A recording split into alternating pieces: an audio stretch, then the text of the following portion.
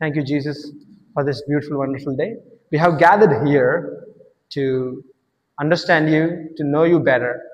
We don't know you, Lord. We know what our heart desires, but we seek you to find the truth, the way, and the life. We are dead. We don't have life. We don't know what is true. We are confused. We are, we don't know where to go, what is right. We want the truth, the life, the way, which is you who claimed. We seek you, Lord. Help us find diligently. Lord, we might fail at certain times. Forgive us. Please be with us and enlighten us with your word. ప్రభా మాలో అసత్యం ఉంది, మాలో అజ్ఞానం ఉంది, మాలో గురిలేని స్థితి ఉంది, మాలో నిర్జీవ స్థితి ఉంది. మా హృదయంలో మీరు రండి. కేవలం మాటతోనూ చూపుతోనూ కాక సత్యముతోనూ జ్ఞానంతోనూ ప్రేమించుము అని యోహాను రాసిన భక్తుడు చెప్పినట్లుగా నిన్ను ప్రేమించటం మాకు నేర్పమని యేసుక్రీస్తు అడిగి వేడుకుంటున్నాం తండ్రి. ఆమేన్.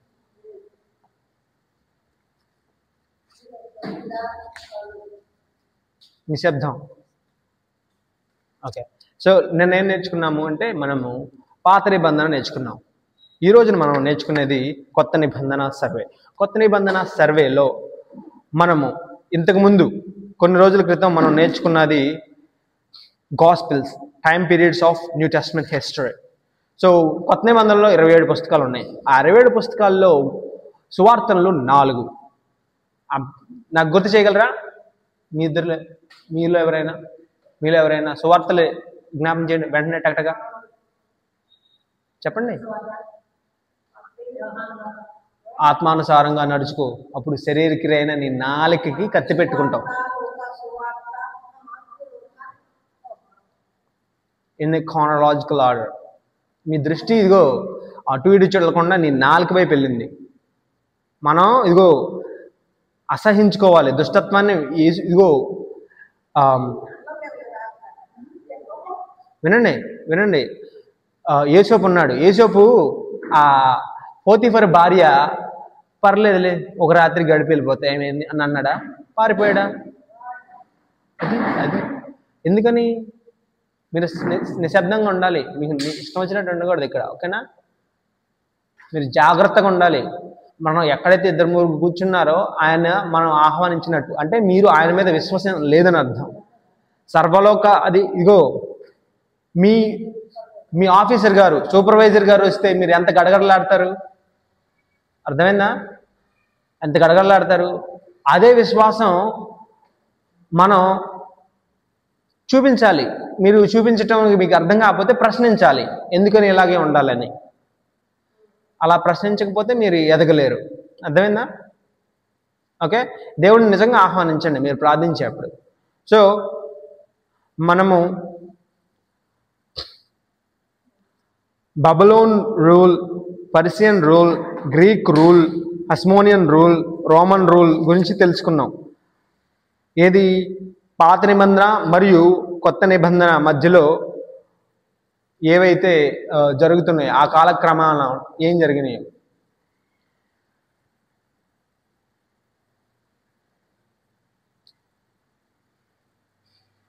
సామెతలు 4వ అధ్యాయం 25వ వచనం చెప్పండి, ఏముంది?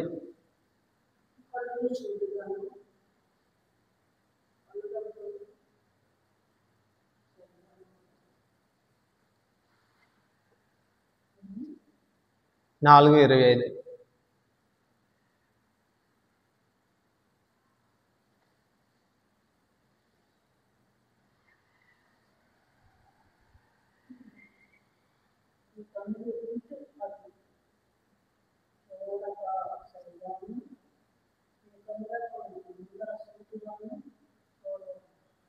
మీ కనురెప్పల సూటిగా మీ కళ్ళు అటు ఇటు.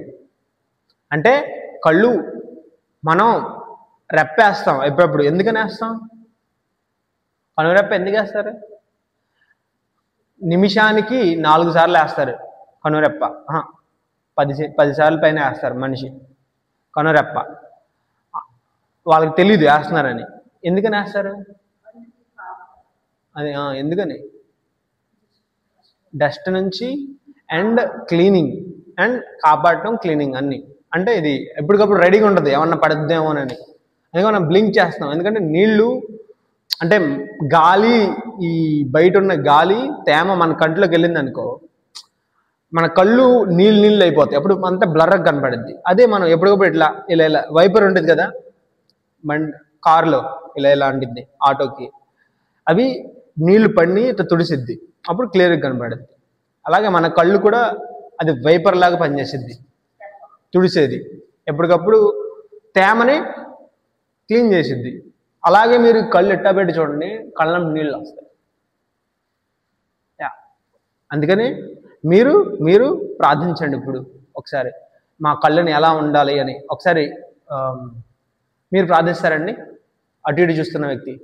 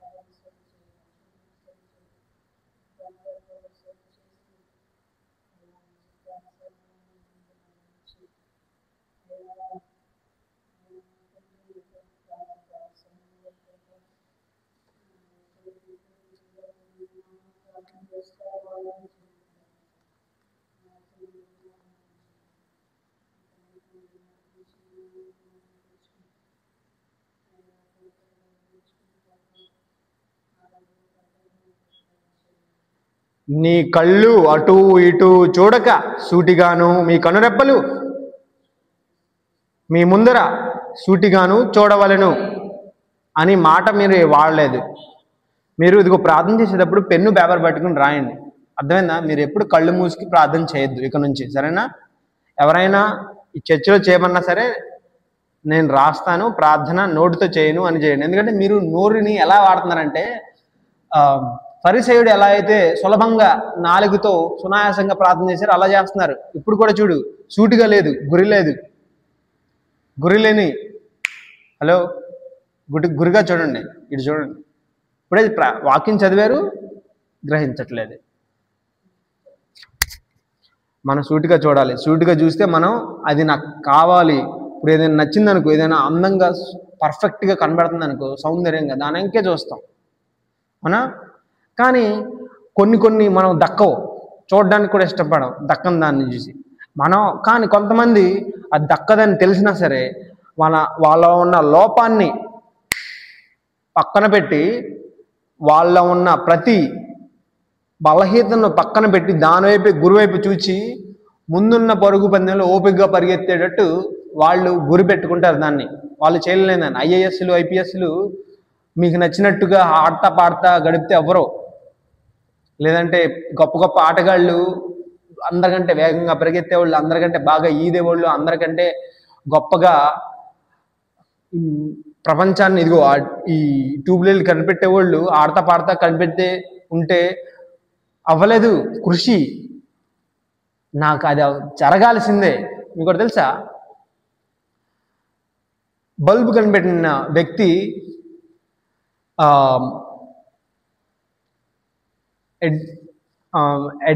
Edward Edison, sir Thomas Alva Edison. పేరు చెప్పండి. Thomas Alva Edison. సో ఆయన గురించి మీకు ఒక చిన్న కథ చెప్పాలి. థామస్ ఆల్వా ఎడిసన్ ఆయన మనకి చరిత్రలో నిలిచిపోయాడు. ఎందుకనంటే బల్బుని కనిపెట్టాడు. ఆ బల్బుని ఆయన కనిపెట్టడానికి ఆయన ముందు ఆయన చరిత్ర ఎలా ఉండేదంటే, ఇప్పుడు సహజంగా శాస్త్రవేత్తల్లో ఆయన కొంచెం పిసినారివాడు అనే వచ్చింది. కానీ ఆయన చేసిన కృషికి ఆయనకి దాదాపుగా 500 పైన పేటెంట్లు ఆయన పేరు మీద ఉన్నాయి. Thomas Alva Edison. Thomas Alva Edison ఎందుకని అంత గొప్ప పేరు సంపాదించాడు? మనకి బల్బును అందించిన వ్యక్తిగా మనకి కనబడతాడు. కానీ ఆయన పుట్టుక నుంచి గొప్పవాడే అని మీరు అనుకోవచ్చు, కానీ కాదు. ఒకరోజు ఏం జరిగిందంటే, మీ కళ్ళు చుట్టుగా చూడండి. ఒకరోజు ఏం జరిగిందంటే, ఆయన స్కూల్ నుంచి వస్తున్నప్పుడు వాళ్ళ టీచర్ ఆయనకి ఒక చీటీలో కొన్ని రాసి ఇచ్చి, ఇంటికి వెళ్ళు, నువ్వు మాత్రమే చదువు అని ఇస్తాడు. ఆయన అది చదవకుండా తీసుకెళ్ళి వాళ్ళ అమ్మకి ఇస్తాడు. వాళ్ళమ్మ చదివి కన్నీళ్ళు పెట్టుకునేది, ముడిచిపెట్టి దాచి జేబులో పెట్టుకునేది. అమ్మ ఏం రాసింది దానిలో నాకు చెప్పు అంటే, అమ్మ అప్పుడు తల్లి థామస్ ఆల్వా ఎడిసన్కి ఇలా చెప్తుంది, మీ స్కూల్ వాళ్ళు నీ జ్ఞానానికి తట్టుకోలేక మేము ఇంకా చెప్పలేము, మీకు గొప్ప గొప్ప మేధావులు కావాలి చెప్పడానికి అని రాశారు అని చెప్తుంది అని చెప్పి అలా ఆ చీటీని దాచి ఆయనకి ఎప్పుడు చూపించనివ్వదు. అప్పటి నుంచి ఆమె స్కూల్ పంపించలా. తల్లే కూర్చోబెట్టి ఆమె చిన్న వయసు నుంచి సైంటిస్ట్ గ్రాడ్యుయేషన్ అయ్యే వరకు పుస్తకాలతో తల్లే కృషి పెట్టి చదివించింది. ఆయన చదివించాడు, ఆయన గ్రాడ్యుయేషన్ అయ్యాడు. ఎలాగోలా గ్రాడ్యుయేషన్ అయిపోయింది. అంటే డిగ్రీ సంపాదించాడు. డిగ్రీ సంపాదించిన తర్వాత వాళ్ళమ్మ కొన్ని నెలలకి సైంటిస్ట్ అయ్యాడు. తర్వాత వాళ్ళ అమ్మగారు చనిపోయారు. చనిపోయిన తర్వాత ఒకరోజు ఆయన ఇల్లులు కొన్ని సామాన్లు ఎదుగుతున్నప్పుడు ఆ చీటీ కనపడింది. అయితే ఇది నాకు చిన్నప్పుడు ఎప్పుడో మా అమ్మ నా కోసం చదివింది కదా టీచర్లు ఇస్తే అని ఆ చీటీ చూస్తే, ఆ చీటీలో ఏముందో తెలుసా,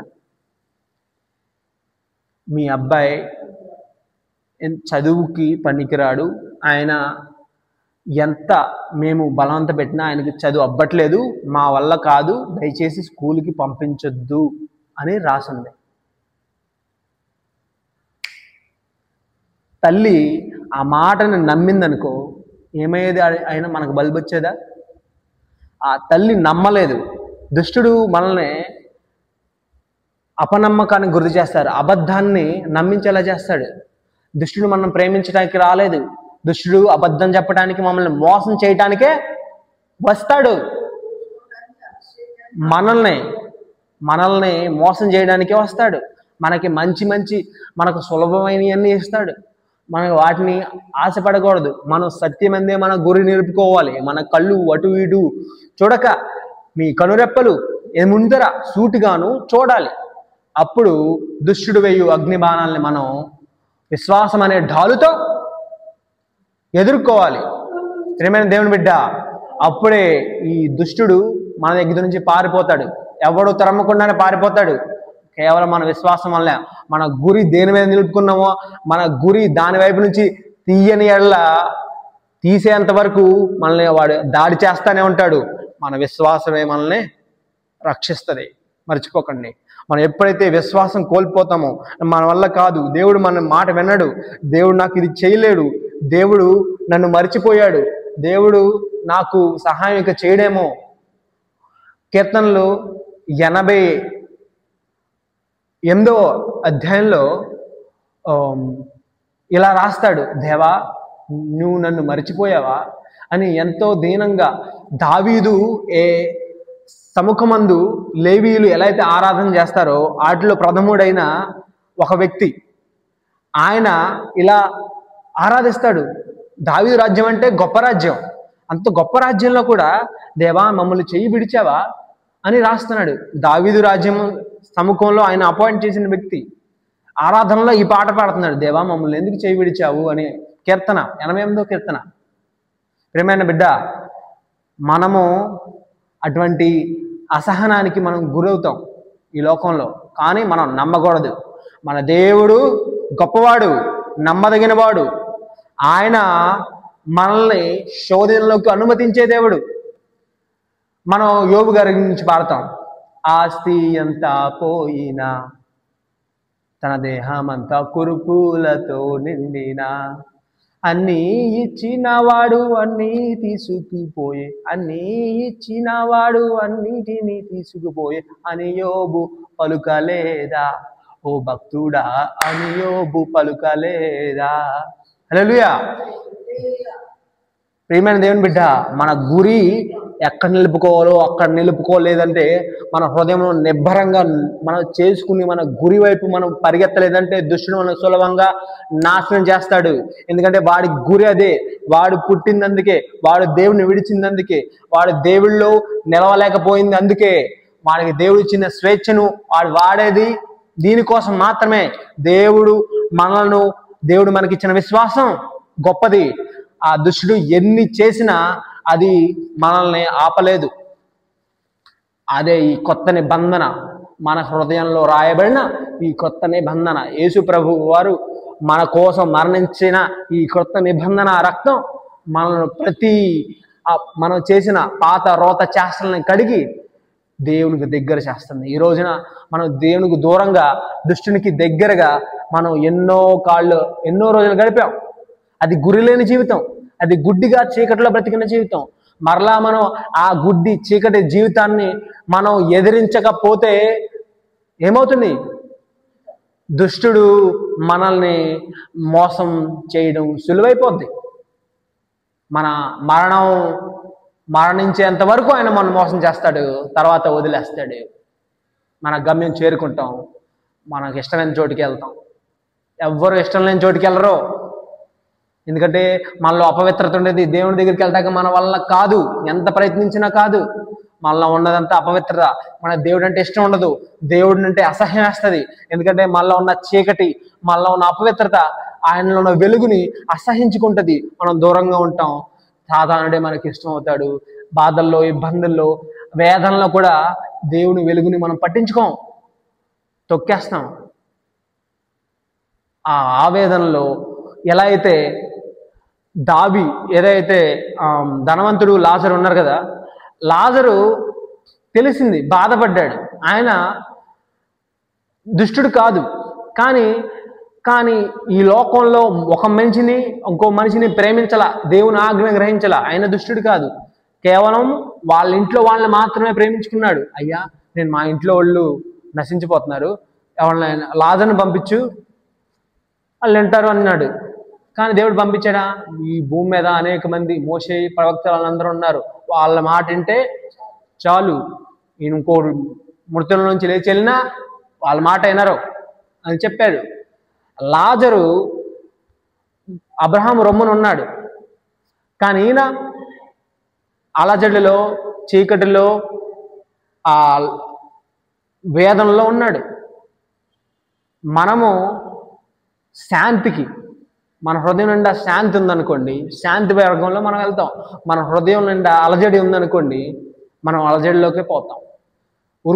చీటికి మాటికి మనకు కోపం వచ్చేస్తుంది, సాత్వికం ఉండదు, ఆత్మ ఫలాలు ఉండవు. ఆత్మానుసారంగా నడుచుకోవడం అంటేనే మనం గుర్తు రాదు అసలు. శరీర క్రియలు మన హృదయం నిండా నిండిపోతాయి. దుష్టుని మనల్ని సులభంగా చిటికేస్తే మనం మోసపోతాం, అటు తిరిగితే మోసపోతాం, కింద చూస్తే మోసపోతాం. ఎందుకంటే మన దృష్టి కొత్త నిబంధన నేర్చుకోవాలనే స్థిరమైన స్థితిలో లేదు.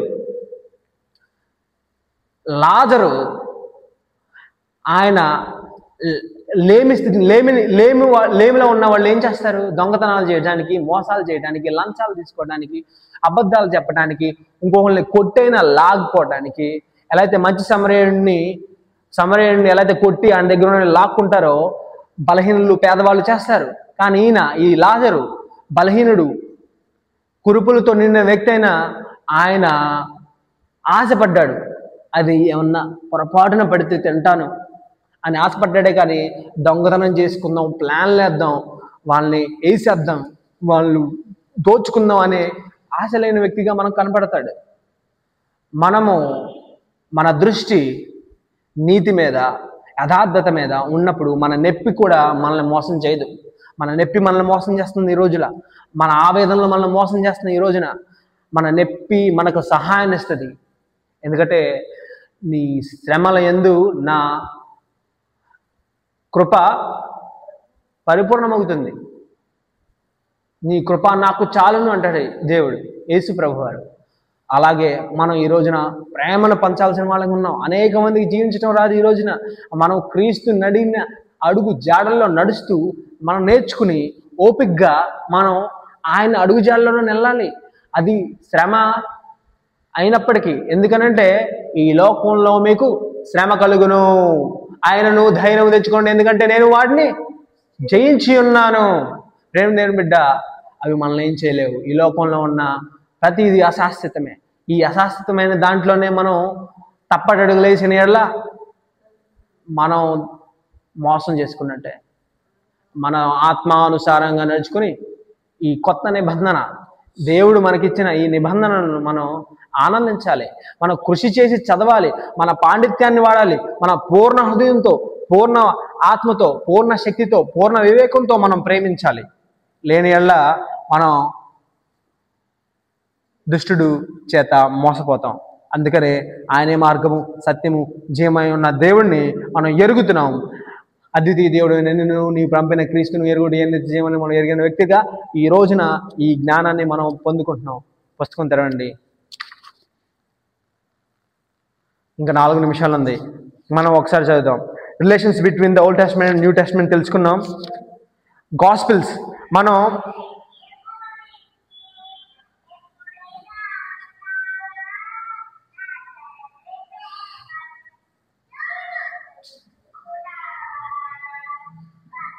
సైలెంట్లో పెట్టుకోవాలి. మీరు అర్థమవుతుందా?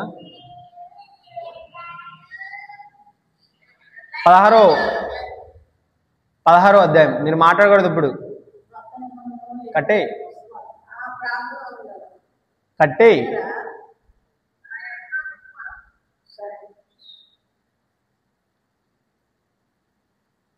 16వ అధ్యాయం టైం పీరియడ్ డి చదవండి.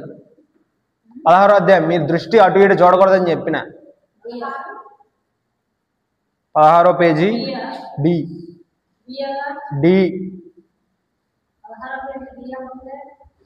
16వ పేజీలోకి వెళ్తే తెలుస్తుంది.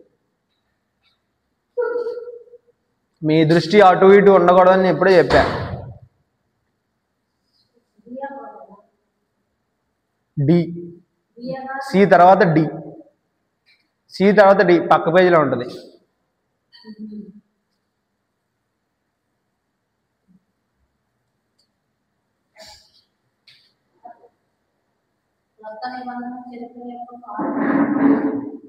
శబ్దం చేయకూడదు, నిశ్శబ్దంగా ఉండాలి, క్రమశిక్షణగా.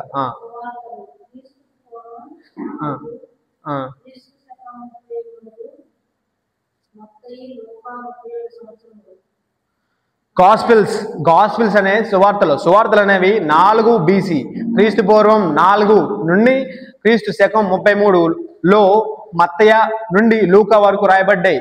ఆ కాలక్రమేణా వయసు 37 సంవత్సరాల్లో ఏం జరిగిందో రాయబడింది చరిత్ర. 37 సంవత్సరాల్లో యేసు ప్రభు వారు పుట్టక ముందు, పుట్టిన తర్వాత, ఆయన బాల్యంలో, ఆయన యవన దశలో, ఆయన దుష్టుడితో పోరాడిన స్థితి, ఆయన మన కోసం ప్రాణాన్ని అర్పించిన స్థితి, పరిశుద్ధాత్మను మనకు వాగ్దానం చేసి ఆయన ఆరోహణమైన స్థితి ఈ 37 సంవత్సరాల్లో ఉంది. మనం చూడవచ్చు ఈ 37 సంవత్సరాల్లో వీటిలో మనకి కొన్ని అంశాలు కనబడతాయి.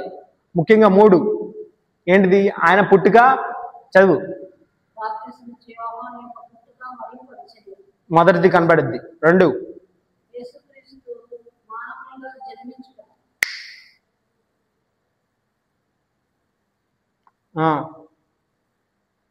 రాసుకో, కబుక్కుని రాసుకోవాలి. 3వది, ఇవన్నీ మనకు తెలుసు, చూడకుండా మనం చెప్పుకోవాలి. సో యేసుక్రీస్తు జీవిత చరిత్రలో మనకి ముఖ్యంగా కనిపించేవి 3, 3, 6, 8. 8 ఏంటంటే, మొదటి ఆయన మొదటిది. 2, baptism, temptation, preaching and teaching, healing, forgiving, miracles. పరిచర్య, మినిస్ట్రీ అంటే పరిచర్య. ఎవరి చేత నిరాకరింపబడుతా? వాళ్ళ కుటుంబం చేతుల్లో నుండి నిరాకరించబడ్డాడు. ఎవరు? నశించిపోవు ఇశ్రాయేలు యొద్దకే వెళ్ళుడు కానీ మీరు వేరే యొద్దలకు వెళ్ళొద్దు అని చెప్తాడు శిష్యుల్ని. చెప్తాడా చెప్పడా? మీరు మీ ఇంటి దగ్గరికి ముందు వెళ్ళాలి, తర్వాత పక్కనిల్లు అంటాడు. అది ఫస్ట్ ఆయన ఉన్నంతకాలం శిష్యుడు వాళ్ళ కుటుంబం వరకే చెప్పాడు. తర్వాత దారిలో కనిపించిన అన్యులకి, సమరయ స్త్రీకి, వాళ్ళందరికీ బోధించాడు. వాళ్ళ సువార్త చెప్పాడు యేసుప్రభు వారు. నేనిచ్చు నీళ్లు తాగితే నువ్వు ఎన్నడు దప్పయుగ్గను అమ్మా అంటాడు. అంటాడా? ఎవరితో అంటాడు? యేసుప్రభు చేసిన సువార్త అది. యా. సో అలా ఆ ప్రజలు, సొంత ప్రజలు ఎవరైతే మా మెస్సయ్య ఈ రోమా పరిపాలన నుంచి మాకు విడుదల అనుగ్రహిస్తాడు అని ఏ ప్రవక్తలు అయితే వాగ్దానం చేశారో ఆ ప్రవక్త ఈయనే అని అనుకున్నారు. కానీ ఈయన కేవలం వాళ్ళ పాప స్థితి నుంచి జయాన్ని ఇవ్వడానికి మాత్రమే వచ్చాడని గ్రహింపలేని మూర్ఖుల చేత ఆయన నిరాకరింపబడ్డాడు. అది అని మీరు చెప్పగలగాలి. ఓకేనా? మీరు శ్రద్ధ కలిగి గురి పెట్టుకుని ధ్యానించి ఓపికతో మీరు కృషి చేస్తే అప్పుడు దాని అర్థం ఏంటి? మీరు హృదయపూర్వకంగా ఎరగాలనే మనసు మీకుందని అర్థం. అప్పుడు మీకు అర్థమవుతుంది, సునాయాసంగా చెప్పగలుగుతారు. అర్థమైందా? అది తర్వాత క్రూసిఫిక్షన్ అంటే సిలువ వేయడం. దాని తర్వాత రిజరక్షన్. శరీరంతో కలిపి లేచాడా? ఓన్లీ ఆత్మ లేచిందా? ఇప్పుడు మీ నాన్నగారు ఉన్నారు, మీ ముగ్గురు నాన్నగారు శరీరాలు ఎక్కడున్నాయి? ఊరి చివరలు ఉన్నాయా? మీ ముగ్గురు నాన్నగారుల శరీరాలు ఊరి చివరలోనే ఉన్నాయి ఆత్మలో. కానీ యేసు ప్రభు శరీరం ఎక్కడుంది? ఆత్మ ఎక్కడుంది? ఊరి చివర ఉందా? రెండు శరీరం ఆత్మ రెండు వెళ్ళి మీరేమనుకుంటారు? మీ ముగ్గురు నాన్నగారుల శరీరాలు మాత్రం ఊరి చివర ఏడో ఉన్నాయి అనుకుంటారు. ఉన్నాయి, పురుగుల నోట్లో ఉన్నాయి. కానీ ఆత్మ అక్కడ లేదని మీరు నమ్ముతారు. కానీ యేసు ప్రభు విషయంలో అది సత్యం కాదు. ఆయన శరీరంతో సహా ఆరోహణం అయ్యాడు, కేవలం ఆత్మ లెగలేదు. ఓకేనా? లాస్ట్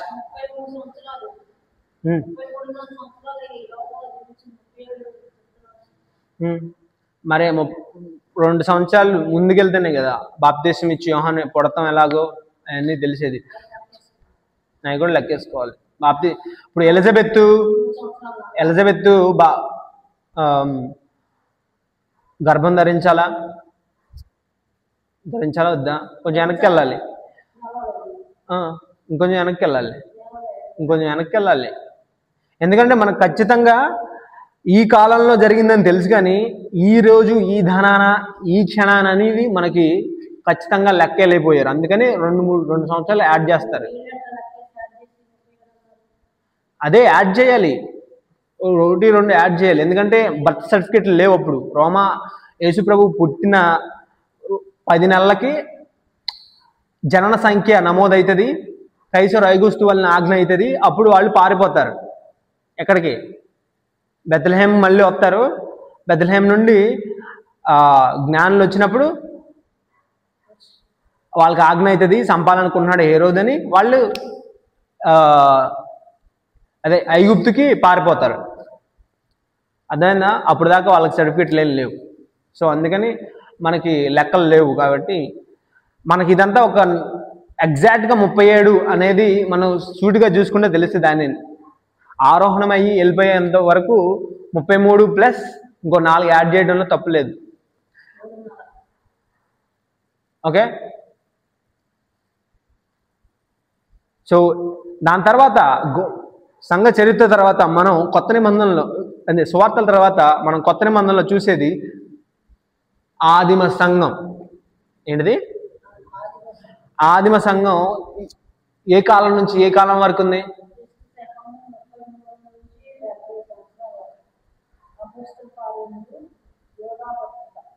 ఓకే, మీకు ఒకటి తెలుసా?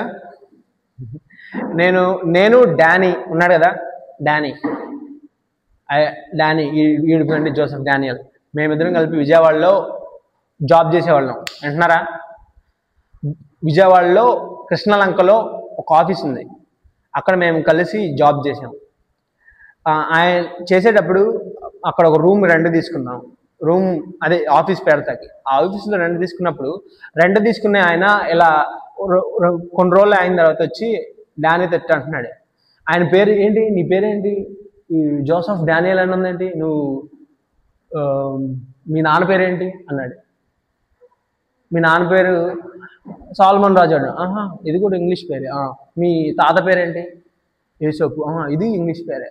మీ ముత్తాత పేర్లు చూసుకో, వెంకయ్య సుబ్బయ్య అని ఉంటుంది అంటున్నాడు ఆయన. వెంకయ్య సుబ్బయ్య అని ఉంటుంది, వెళ్ళి చూసుకో అంటున్నాడు. దాని అర్థం ఏంటి? అదే దాని అర్థం ఏంటి? దాని అర్థం ఆయన అలా అంటే కారణం ఏంటి? అదే చెప్పండి. ఆయన ఎందుకు అన్నాడు అలా? మీరు మధ్యలో మారారు అని ఆయన ఇండైరెక్ట్ గా ఆయన గడుసుగా సమాధానం చెప్పాడు. దాని అర్థం ఏంటి? అది ఒక రకంగా నీవు మధ్యలో ఇలా అయ్యారు, మీరు పురాతన నుంచి మీరు కాదు, పురాతన నుంచి ఉన్నది సనాతన ధర్మమే అన్న వాదన అయింది. ప్రియమైన బిడ్డ, ఆయన ముత్తాతలు ఎవరు అని ప్రశ్నిస్తే వాళ్ళు ఏం చెప్తారు? వెంకయ్య మల్లయ్య అంటారు. కానీ ఆర్యులు ఎప్పుడు వచ్చారు?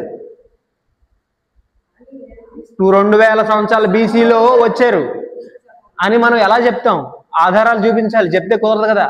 ఆయన ఆధారం లేకుండా మాట్లాడాం. ఎల్లయ్య పుల్లయ్య అని ఉంటుంది, కానీ వాళ్ళ ముత్తాతలు కూడా ఎల్లయ్య ముల్లయ్య అని ఉండదు. వాళ్ళు ఆర్యులు ఇటు వచ్చారని చరిత్ర చెప్తుంది. మనకి చరిత్ర ఎంతవరకు తెలుసు?